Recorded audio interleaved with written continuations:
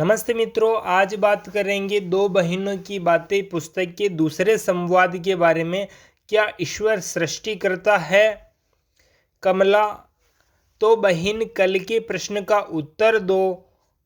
विमला, तुम्हारा कल का प्रश्न था कि जब परमात्मा के शरीर ही नहीं तो संसार कैसे बना सकता है, क्योंकि बिना शरीर के न तो क्रिया हो सकती है और न कार्य हो सकता है। बहन, यह तुम्हारी भूल है। चेतन पदार्थ जहाँ पर भी उपस्थित होगा वहाँ वह क्रिया कर सकेगा और क्रिया दे सकेगा। जहाँ पर उपस्थित नहीं होगा वहाँ पर शरीर आदि साधनों की आवश्यकता पड़ेगी। देखो, मैंने यह पुस्तक उठाई, बताओ किससे उठाई? कमला, हाथ से।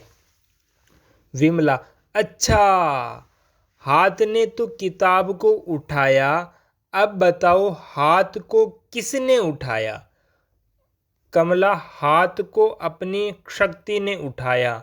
विमला, और जो मैं अपने सारे शरीर को हिला रही हूँ, बताओ किससे हिला रही हूँ? कमला, अपनी शक्ति से। विमला, तुम तो कहती थी कि बिना शरीर के कोई क्रिया नहीं हो सकती, फिर बिना शरीर के इस शरीर को क्रिया कैसे मिल गई? पता चला चेतन और उसकी शक्ति जहाँ जहाँ मौजूद है वहाँ वहाँ उससे शरीर की आवश्यकता ही नहीं। जीवात्मा शरीर के भीतर होने के कारण सारे शरीर को क्रिया देता है और शरीर के बाहर के पदार्थों को शरीर से क्रिया देता है, क्योंकि वहाँ वह उपस्थित नहीं है। परमात्मा बाहर भीतर सर्वत्र विद्यमान है, इसलिए उसे शरीर की जरूरत नहीं पड़ती। वह सारे संसार में व्यापक होने के कारण सारे संसार को क्रिया देता है। कमला, मैं देखती हूँ शक्ल वाला ही शक्ल वाली चीज को बनाता है, जैसे हलवाई, सोनार आदि। निराकार परमात्मा जगत को कैसे बना सकता है? विमला, जितने शक्ल वाले करता है वे अपने से बाहर की चीज़ों को बनाते हैं, अपने भीतर की चीज़ों को नहीं। बाहर की चीज़ों के लिए हाथ पैर की ज़रूरत है, भीतर के लिए नहीं। परमात्मा से कोई चीज़ बाहर नहीं, इसलिए उसे शरीर की आवश्यकता नहीं। हलवाई अपने से बाहर की चीज़ें बनाता है, यदि उन्हें अपने शरीर के भीतर ही बनाने लगे तो उसे खाएगा कौन? और फिर उसे हाथ पैरों की आवश्यकता ही क्या? शरीर के भीतर रस, रक्त, मांस, हड्डी आदि पदार्थ बिना हाथ पैरों के ही बन रहे हैं। यह बात पर विचार करो और कि इंद्रियां बाहर की चीज़ें बनाती हैं और बाहर की चीज़ ही देखती हैं। अगर भीतर की चीज़ें देखने लग जाए तो जीना भारी हो जाए। भीतर की चीज़ें सूंघने लगे तो क्या हाल हो। भीतर का मल मूत्र खून मांस देखने लगे तो घृणा से व्याकुल हो जाए। यह तो भगवान की कृपा है जो इंद्रियां बाहर की चीज़ों को देखती हैं। कमला, क्या बनाने वाला बनी हुई चीज़ों में व्यापक होता है? घड़ी साज ने घड़ी बनाई, घड़ी अलग है, घड़ी साज अलग है। हलवाई ने मिठाई बनाई, मिठाई अलग है, हलवाई अलग है। दुनिया का नियम तो यह है कि बनाने वाला बनी हुई चीज़ से अलग होता है। परमात्मा सब में व्यापक भी हो और संसार को भी बनाता हो, भला यह कैसे हो सकता है? दूसरे बिना हाथ पैर के चीज़ें बन कैसे जाती हैं, समझ में बात नहीं आती नहीं है। इनके कर्तापने की जहाँ तक जिम्मेदारी है, वहाँ तक उनकी क्रिया और वे पदार्थ के साथ हैं। जहाँ वे न हो, वहाँ उनसे संबंध रखने वाली क्रिया हो ही नहीं सकती। जैसे घड़ी साज ने घड़ी बनाने का मतलब ही है कि उसके पुर्जों को परस्पर में जोड़कर उसमें क्रिया दे दी। घड़ी साज ने पुर्जों को जोड़ा है, पुर्जों को बनाया नहीं। पुर्जों को बनाने वाले दूसरे कर्ता हैं। घड़ी साज घड़ी के पुर्जों को जोड़ते समय घड़ी के साथ था। अगर न होता तो घड़ी के पुर्जों को परस्पर में मिलाकर घड़ी का रूप धारण नहीं करते। इसी तरह पुर्जों के कर्ता और उनकी क्रिया उन पुर्जों के साथ है। यदि वे पुर्जे साथ न होते तो पुर्जे न बनते। इसी भांति जिस लोहे से पुर्जे तैयार किए गए, उस लोहे को खान से निकालने वाले और उसे गलाकर साफ करने वाले खान भट्टी और लोहे के साथ थे। यदि वे साथ न होते तो न तो खान से लोहा निकलता, न साफ हो सकता था। इससे मालूम हुआ कि घड़ी बनाने में केवल कर्ता का साथ व हाथ नहीं, बल्कि अनेक कर्ताओं की क्रिया से वह घड़ी तैयार हुई है। जिस कर्ता से संबंध रखने वाली क्रिया थी, वह कर्ता उसके साथ था। इसी तरह हलवाई, सुनार आदि कर्ताओं की आवश्यकता है। वे सब अपनी अपनी क्रियाओं के कर्ता हैं।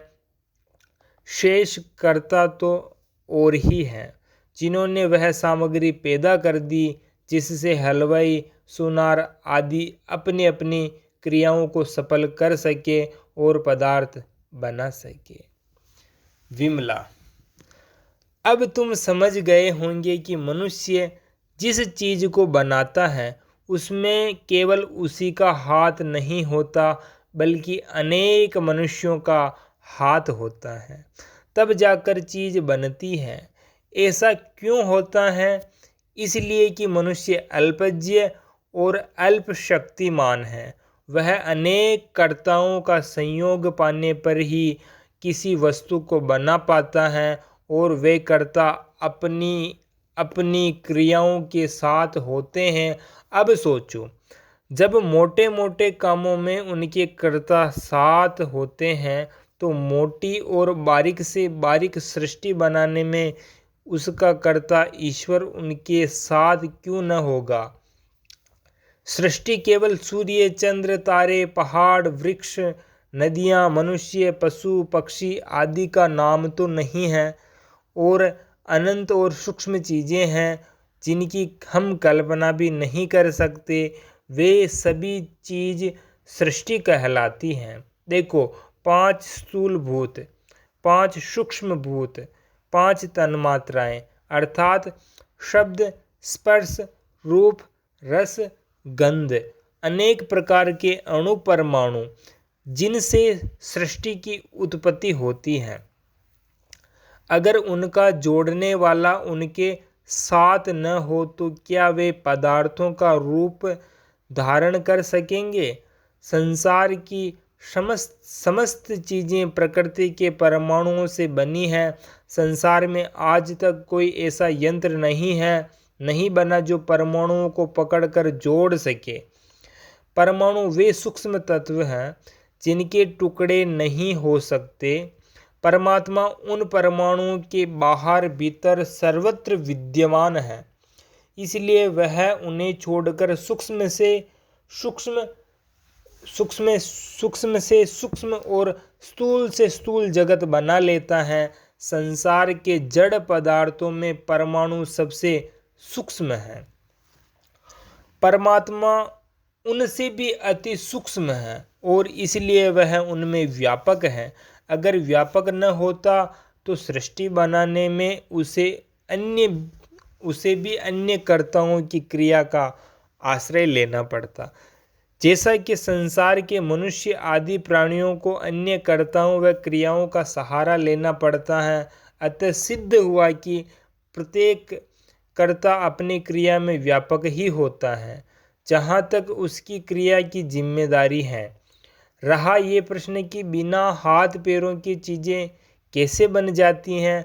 अगर यह मान लिया जाए कि हर चीज़ हाथ पैरों से ही बनती हैं तो हाथ पैर चीज़ बनाते हैं, वे हाथ पैर किससे बने? हाथ पैर भी तो बने हुए हैं। जब हाथ पैर बिना हाथ पैरों के बन सकते हैं तो सृष्टि के अन्य पदार्थ बिना हाथ पैरों के क्यों नहीं बन सकते? मैं पूछता हूँ, माता के पेट में जो बच्चा बन रहा है क्या हाथ पैरों से बन रहा है? पृथ्वी पर नाना प्रकार के अंकुर उत्पन्न होकर वृक्ष का रूप धारण कर रहे हैं, क्या उन्हें हाथ पैरों से बनाया जा रहा है?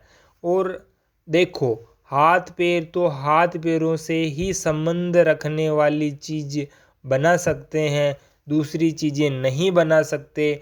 हाथ पैरों से छोटे छोटे कीटाणु, मच्छर, पुनगे तथा उनके सूक्ष्म अंग कैसे बन सकते हैं? क्या पृथ्वी पर मनुष्यादि प्राणी रहते हैं? उनकी परिधि 25,000 मील है। इससे भी लाखों करोड़ों गुणों बड़े सूर्य, बृहस्पति आदि ग्रह हैं। ये सब के सब हाथों से बने बनाए जा सकते हैं। इन समस्त पदार्थों को नियम पूर्वक बनाने वाला सर्वशक्तिमान, सर्वव्यापक परमात्मा ही है। वही सारा कार्य नियम पूर्वक चला रहा है। कमला, बहन, आप एक न एक नई बात निकाल देती है। नियम पूर्वक क्या कार्य चल रहा है और क्या नियम पूर्वक चीज़ें बनी हुई है? मैं देखती हूँ कहीं ऊंचा पहाड़ है, कहीं नीची खाई है, कहीं भयानक जंगल है, कहीं रेतीला मैदान है, कहीं जाड़, झंकार और झाड़ियाँ हैं। उनमें कौन सा कर्म और कौन सा नियम है? सब यूं ही उबड़ खाबड़, बेतरकीब और बेनियम संसार बना हुआ है। नियम पूर्वक जो कार्य होता है वह ढंग के साथ होता है। मनुष्य मकान बनाता है, उनमें नियम पूर्वक चौक, आंगन, कमरे, रसोई घर, शौचालय की व्यवस्था करता है। माली बाग लगाता है, उनमें नालियाँ, क्यारियाँ, गमले, नहरें, रोश, अनेक प्रकार के पेड़ पौधे नियम पूर्वक लगाता है। मनुष्य लगाता है, दुकानदार दुकान लगाता है तो सारा सौदा नियम पूर्वक सजाता है।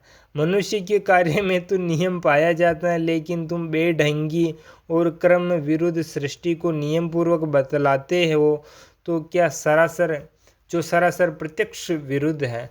मेरी समझ में सृष्टि में कोई नियम नहीं है।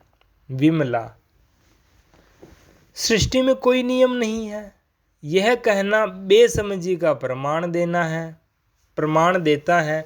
मैं पूछती हूँ कि क्या कारण है कि सूर्य पूर्व दिशा से उदय होता है और पश्चिम में अस्त हो जाता है? क्यों नहीं पश्चिम से उदय होने लगता? और क्या यह नियम नहीं है? मनुष्य की बनाई हुई अच्छी से अच्छी घड़ी तेज सुस्त हो जाती है, परंतु परमात्मा की बनाई हुई सूर्य रूपी घड़ी में कभी 1 सेकंड का भी अंतर होता है? चंद्रमा के घटने, बढ़ने और छिपने का नियम कैसा अटल है। इसी नियम के आधार पर वर्षों आगे होने वाले सूर्य ग्रहण और चंद्र ग्रहण को बतलाया जा सकता है।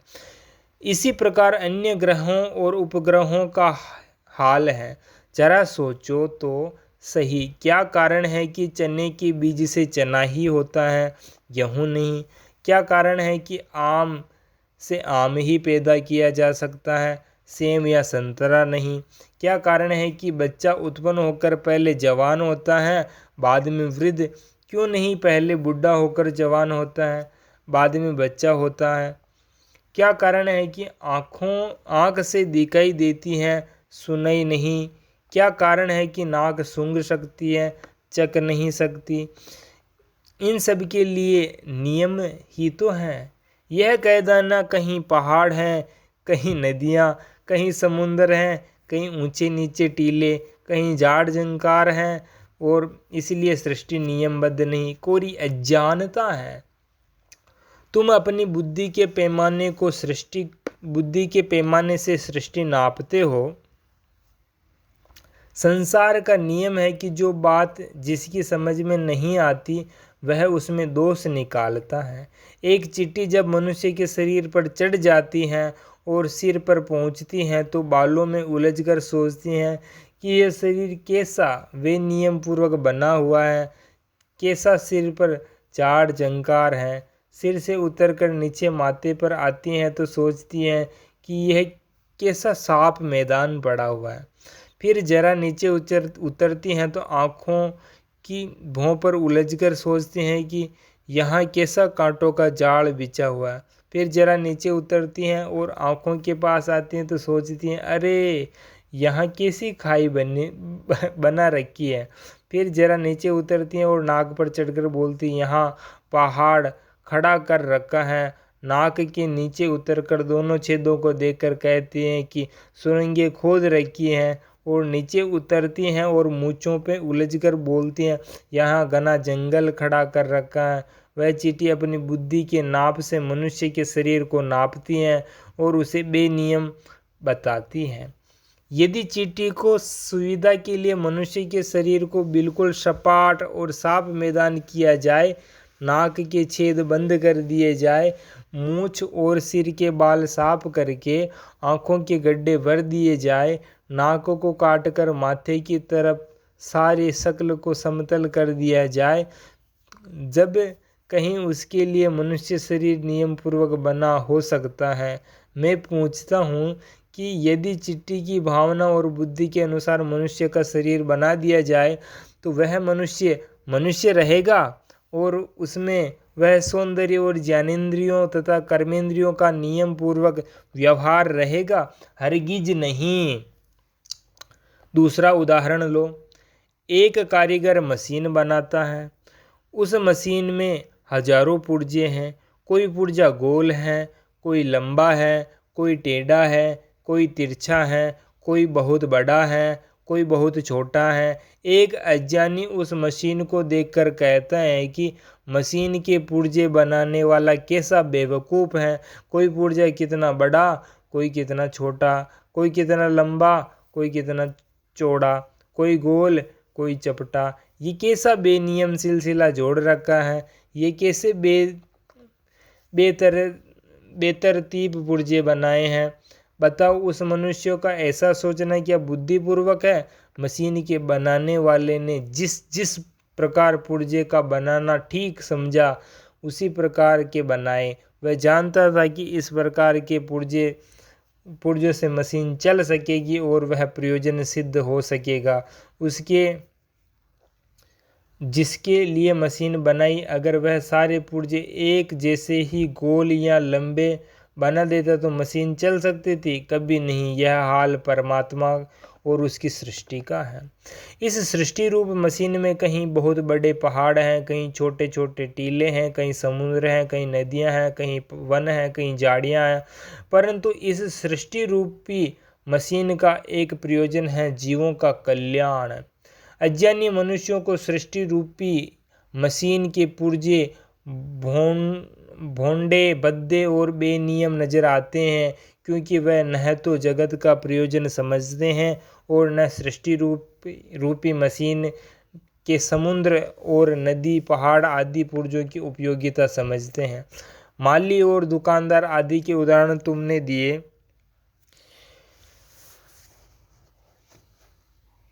उनके नियम अत्यंत छोटे हैं, इसलिए तुम शीघ्र ही समझ लेते हो। सृष्टि के नियम विशाल और अत्यंत सूक्ष्म हैं, जिन्हें तुम नहीं समझ पाते। जरा विचार तो करो, जिस मस्तिष्क से संसार के मनुष्य नियम बनाते हैं वह मस्तिष्क भी तो उसी नियामक प्रभु का बनाया हुआ है जिसने सृष्टि के असंख्य नियम बनाए हैं।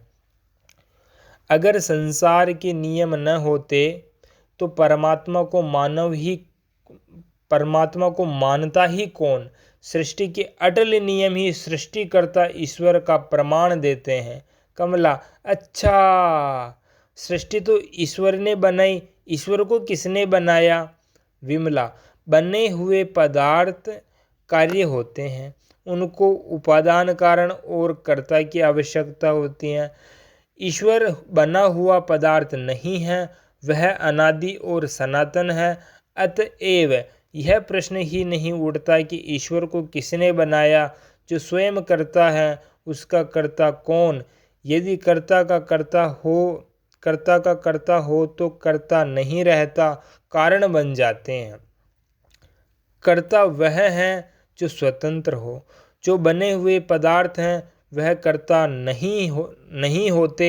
मनुष्य आदि प्राणी जो कर्ता कहते हैं उनका शरीर कर्ता नहीं है, साधन है। कर्ता आत्मा है, स्वतंत्र कर्ता वही स्वतंत्र है। कमला: अच्छा, कर्ता का कर्ता न सही, लेकिन तुम यह बतलाओ हमें ईश्वर को क्यों मानना चाहिए? हम उसकी स्तुति, प्रार्थना, उपासना और भक्ति क्यों करें? हमारे जीवन से उनका संबंध क्या है? विमला: इस पर विचार कल अगले वीडियो में किया जाएगा। आपका अपना YouTube चैनल है। धन्यवाद जी।